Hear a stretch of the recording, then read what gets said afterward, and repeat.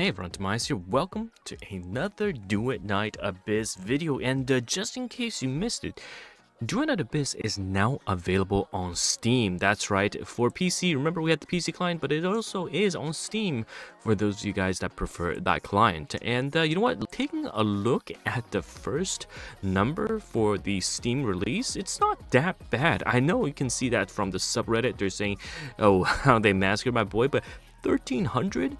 24-hour peak, that's not bad. All-time peak 2000, that is not bad at all. Okay, even though, yeah, like this guy said, not surprising because how late the Steam version is. Most people are obviously on the PC version and of course on the phones, mobile devices after the optimization, and people did expect much lower numbers. Okay, however, Steam came out. This isn't the worst in my honest opinion, and yeah, looks like there's a lot of work ahead judging from the player feedback for sure. So let's take a look at how we think things can be improved. And there's a really good post by someone who spent almost more than 600 hours on this. All right, it's very good. I'm gonna move my my little VTuber camera here just so you can see what they're saying. There we go.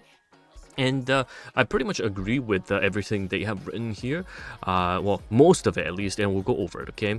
A lot of people have seen the different positive and the negatives. I think it's not really a super black and white game in terms of you absolutely hate it, okay, yeah, sure, and you absolutely love it, okay, there's nothing wrong with it. I think most people that do like the game realize there is some fundamental flaws with the game, and they hope the devs can fix it. And that is, I think, very important because those that are sticking around are hoping that for a game that pretty much took itself in a brand new route, removing quote-unquote the gacha experience from characters, right? It is definitely one of its kind, the first of its kind, I should say. So let's take a look, okay? The positives, you do, okay? Absolutely, you do have the ability to obtain all characters or weapons without spending anything and dupe them as well, okay? So it's not just a single copy of all of the units and their respective weapons or the standard weapons. You can actually get everything and max the dupe as well. So that, coupled with no stamina system, means that you can literally farm 24/7 and get all of the units and all of the weapons. So pretty much making it, in conclusion, as he said here, one of the most free-to-play friendly games for the characters and for the weapons across all of the gacha games, if you can even call this game a gacha. All right, that is a big breakdown. Now, couple of negatives that is definitely there. Okay, very limited content right now. We pretty much have everything, right, centered around resource farming in terms of whether you're farming the shards or the weapons or the sets for the characters. That is what you are going to spending most of your time in, okay? And the world does feel, I wouldn't say empty and lifeless, but there is definitely a lot more pop-up events that they can add. Interactions will definitely make things a bit more dynamic events. You don't have to make it a lot more interactive, but take a page out of I don't know if you guys remember this, but Guild Wars 2, yes, not a gacha game, but Guild Wars 2 had all these dynamic events that made the world a lot more lively as you're traveling between places, right? I think for a game that is pretty much, I would say, similarities with a lot of the RPGs, you can definitely input that. And very heavily focused on cosmetics, which is good. I think only the cosmetics are going to be the source of income for the devs, but the shop and the way of optimization isn't as great, okay? When you buy something, it doesn't feel like it's the best buck for your money, and the best bang for your buck, as they say.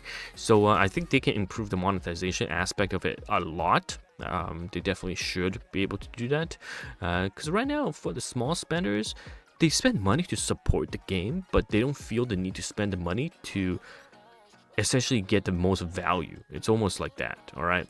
Graphics and overall quality, below expectation. I actually think with the latest and new updates, graphics are pretty damn good, okay? Especially if you have a really good PC. On my laptop, the game looks completely different, so I think it's not bad at all. Events, yeah, average to week, yeah, the events are not that great. Animation quality can improve a bit. Core gameplay, it's basically farming, right? It's a farming simulator. feel that you could add a bit more control over your party members, whether or not commands or if they're smarter, or some more automation or customization that can be added to how your party performs. I think will be a great benefit to the game for sure. So yeah, this guy, I pretty much agree with most of the things, other than, you know, I think animation, or especially with the latest summer skins, oh my god, that looks amazing.